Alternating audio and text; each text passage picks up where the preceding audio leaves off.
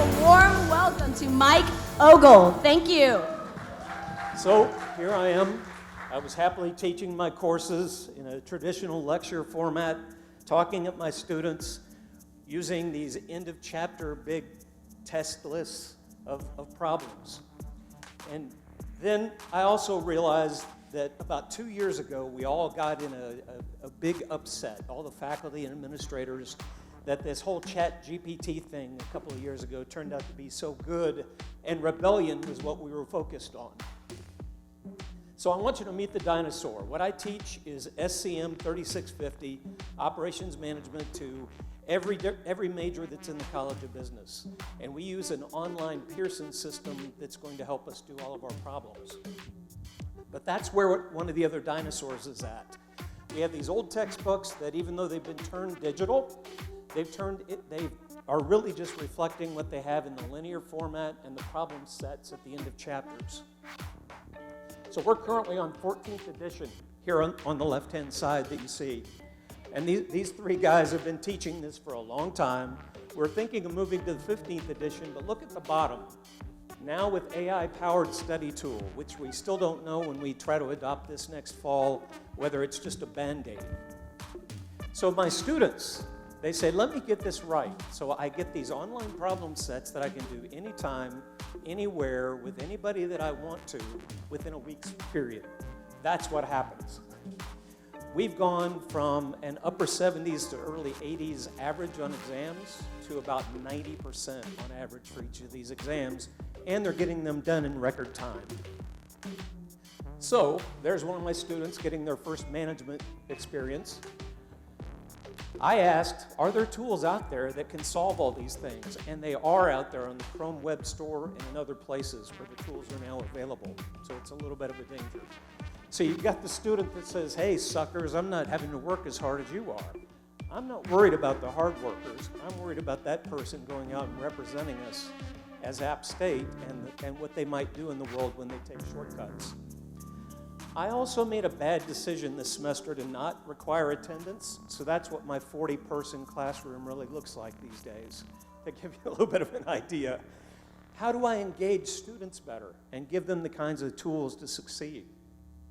And how do we teach old dinosaurs new tricks? We read, we listen, we ask questions. You've got to get engaged, get the tools, and get involved. It's going to be extremely important for our future, for these old dinosaurs. So one of my first stops, this is a Wharton professor who does an excellent job. Read his stuff, subscribe to his newsletter, but co-intelligence is what we're really focusing on, understanding how to make it a buddy. He's come up with a variety of different information. This is not meant for you to read right now in detail. You could look at the categories at the bottom, but it's an encouragement to sign up for their ongoing kinds of newsletters. And then the next person that I concentrated on was to read the book by Salman Khan, if you're familiar with Khan Academy. So this whole book was about brave new words. And it's their journey in trying to establish Conmigo, which is at conmigo.ai. So I encourage you to get into this because it's inspired me of how I'm going to change my teaching. So one of the things that it does is it does use the Socratic method to be able to walk students through things, not give them answers automatically, but to be able to walk them through and keep track of everything so the instructor has total visibility. So my students, they deserve to have somebody that is more engaged, not just requiring their attendance in class, but give them a reason to be there and give them a feeling that they've actually learned something important. Now, I think this kind of problem that's at the end of most chapters these days is the problem. It's easy to scan and solve, and we need AI resistance, and we need to build that into our classes. So I want to be the scaffolding master, the person who figures out how to take all these old-style problems, turn them into something that they can build upon, and feel that sense of journey and accomplishment. So what have we learned? I think what we've learned is that we need to be the one who has the co-intelligence with us as well, because our students are certainly doing and have proven that already.